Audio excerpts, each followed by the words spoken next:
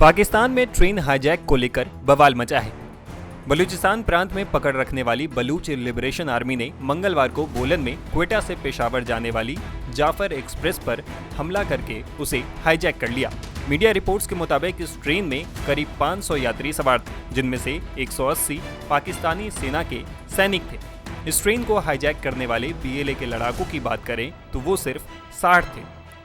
मतलब 60 बलूची लड़ाके पाकिस्तान फौज के 180 फौजियों पर भारी पड़ रहे हैं।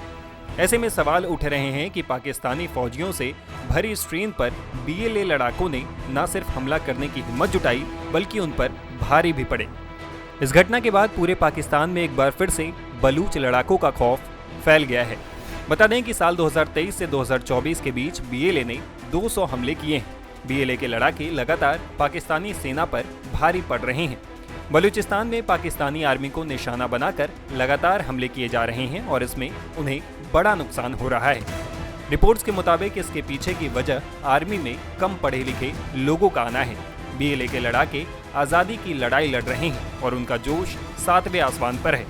वहीं पाकिस्तानी सेना में मोटिवेशन की कमी लगती है। बताया जाता है कि इस इलाके में पाकिस्तान ने अपने टॉप लेवल सैनिक को भी तैनात नहीं किया है। वहीं बलूचिस्तान अफगानिस्तान की सीमा से लगा पहाड़ी इलाका बलूच लड़ाकों का गढ़ माना जाता है। यहाँ लड़ाकों के छिपने के लिए घना जंगल और गुफाएं, नेटवर्क और बिजली की कमी होना भी लड़ाकों का फायदा करती है। दूसरी तरफ पाकिस्तानी सेना को आम बजट से पैसे मिलते हैं और सैनिकों के पास सामान्य तौर पर यहाँ पेट्रोलिंग करने के लिए अक्सर सिर्फ 5.56 mm और 7.62 mm कैलिबर की राइफल्स रहती हैं। दूसरी तरफ BLA के लड़ाके सभी आधुनिक हथियारों का इस्तेमाल करते हैं। ट्रेन हाईजैक में लड़ाकों ने ग्रेनेड बम, LED ब्लास्ट का भी इस्तेमाल किया है। BLA के लड़ाके 5.56x45 mm और M16A4 असॉल्ट राइफलों का इस्तेमाल करते हैं। साथ ही सैटेलाइट फोन के जरिए खुफिया जानकारी जुटाते हैं। बता दें कि BLA की स्थापना साल 2000 में हुई थी। उस वक्त इसकी सैन्य ताकत लगभग 6000 लड़ाकों की बताई जाती थी। हालांकि समय के साथ इसके सदस्यों की संख्या में गिरावट आई है। मजीद ब्रिगेड BLA का एक खास आत्मघाती दस्ता ग्रुप है, जिसमें लगभग 100 से 150 आत्मघाती हमलावर शामिल बताए जाते हैं। BLA की कुल सैन्य शक्ति का अंदाजा स्टैनफोर्ड यूनिवर्सिटी के आंकड़ों से लगाया जा सकता है। आंकड़ों की माने तो BLA के पास वर्तमान में 1000 से 1500 लड़ाके हैं। कुछ नई रिपोर्ट्स में कहा गया है कि BLA के लड़ाकों की संख्या घटकर सिर्फ 600 के करीब रह गई है, लेकिन इसके बावजूद पाकिस्तानी सेना पर ये लड़ाके भारी पड़ते दिखते हैं।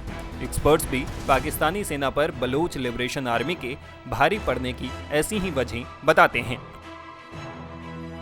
स्पिनिंग आउट ऑफ कंट्रोल, नियंत्रण के बाहर जा रहा है। मौलाना डीजल ने पाकिस्तान की पार्लियामेंट के फ्लोर पे कुछ ही दिन पहले कहा था कि 4-5 जिले हैं जो अपनी आजादी डिक्लेयर करने वाले, और साहब वो तो तकरीबन पाकिस्तान के कंट्रोल से तो बाहर है। बलूचिस्तान, जहां तक खैबर पख्तूनख्वा का सवाल है, तहरीके तालिबान पाकिस्तान, ये दोनों मिलके कत्ल गारत कर रहे हैं पाकिस्तान की फौज की। कोई 750 के ऊपर तो मारे गए हैं पिछले साल में ही।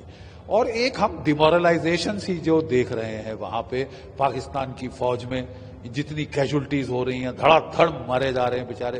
तो देखना यह है कि ये बलूचिस्तान में ये जो ट्रेन का उन्होंने हाईजैक किया है, ये बड़ा सिग्निफिकेंट है, क्योंकि एक ट्रेन में कोई 450-500 लोग होते हैं, तो वो पूरे के पूरे इन्होंने हॉस्टेज बना लिए हैं। कह रहे हैं कि औरतें बच्चों को छोड़ दिया है। पहली खबर आई थी कि 100 के करीब इन्होंने हॉस्टेज बनाए हैं। अब खबर आ रही कि नहीं, पूरी ट्रेन तकरीबन अभी तक इनकी हॉस्टेज है। और पाकिस्तान को ये उन्होंने धमकी दी है कि अगर तुमने कुछ किया तो ये सारे हॉस्टेजेस को शूट कर देंगे। ये बड़ा डेलिकेट ऑपरेशन होता है हॉस्टेज रेस्क्यू, और मुझे नहीं विश्वास कि पाकिस्तान की आर्मी इतने डेलिकेट ऑपरेशन इतने नाजुकी से कर लेगी कि बगैर आम जनता को मारे वो टेररिस्टों को खत्म करें। बड़ा प्रिसीजन ऑपरेशन होते हैं। हमारी NSG कर लेती है, लेकिन पाकिस्तान की फौज का स्टाइल है कि वो रंगत दिखाते हैं। वो अपने F-16 ले आएंगे, तोपे ले आएंगे, टैंक ले आएंगे और जनता को, जनार्दन को उसमें कुचल देंगे बीच के अंदर। तो अगर ऐसा होगा तो पाकिस्तान में ही बवाल खड़ा होगा। पाकिस्तान को बड़ा फूंक कर ऑपरेशन करना होगा। ऑलरेडी वो हॉस्टेज नेगोशिएशंस ऐसी हालतों में शुरू की जाती हैं और उससे टाइम गेन किया जाता है, पता करने कौन किधर कहाँ कितने हैं, कहाँ है, कैसे इन पे अटैक किया जाए।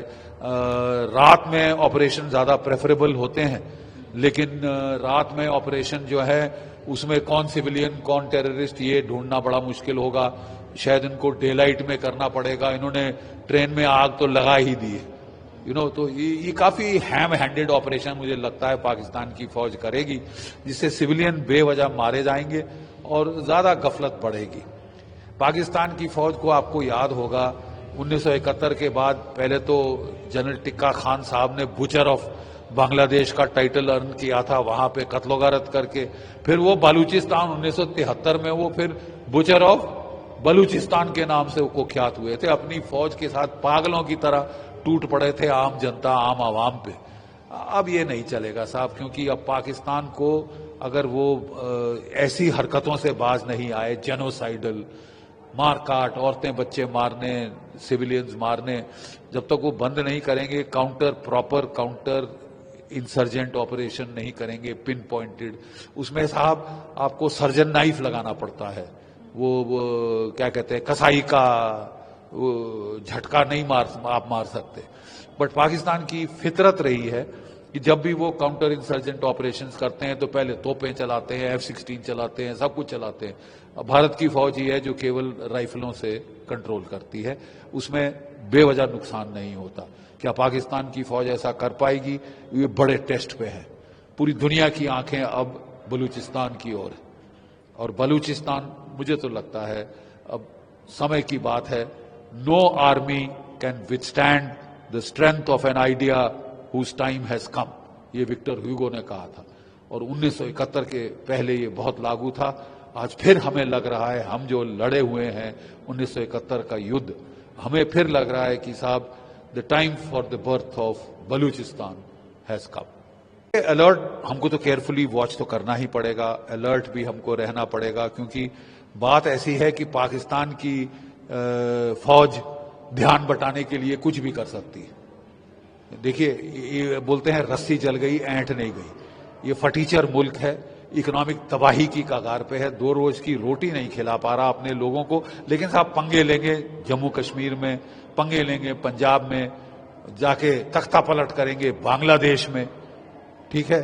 तो ये अगर अपने गरमान के अंदर झांकें, अपने घर में झांकें, तो ज्यादा इनके लिए बेहतर होगा। लेकिन इनकी आदत है धड़ल्लेबाजी करने की, नाटकीय तरीके करने की, तो हमको ये थोड़ा केयरफुल रहना पड़ेगा अपने बॉर्डर्स पे कि ये क्या ध्यान बटाने की कोशिश तो नहीं करते।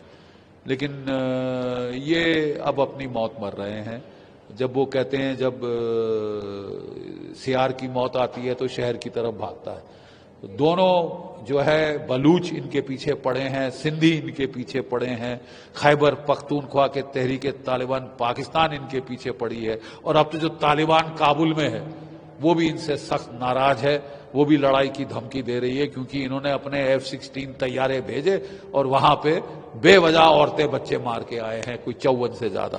तो वो भी तिल मिलाए हुए हैं, वो भी बदला लेंगे। ये सोच रहे थे हमारी जूती की नोक बन के रहेगा अफगानिस्तान, वो तो होने से रहा। ISI के चीफ वहां की फोकट की विस्की पीने काबुल पहुंच गए थे जब तालिबान का राज आया था, और उन्होंने सोचा था कि हमको स्ट्रेटेजिक डेप्थ मिल गई। स्ट्रेटेजिक डेप्थ तो दरकिनार साहब, अब आपकी तबाही का वक्त आ रहा है।